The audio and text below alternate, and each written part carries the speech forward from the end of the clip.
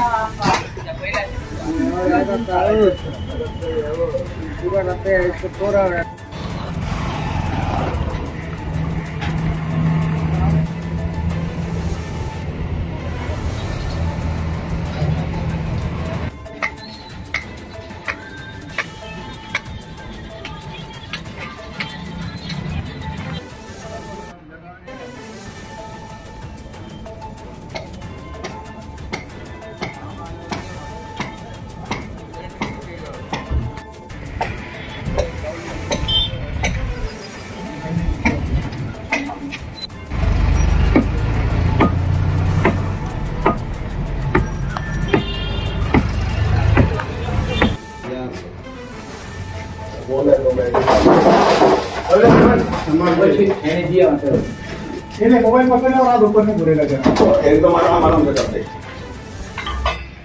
Light चालू कर ली चाहे तो नहीं ऐसा पकड़ के पूरा ऐसा आना चाहिए जहाँ तमाशा ऐसा।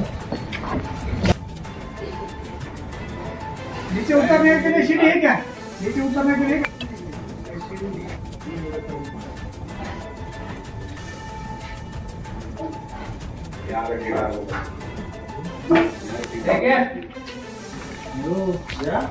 दिमाग में नहीं चलेगा इधर।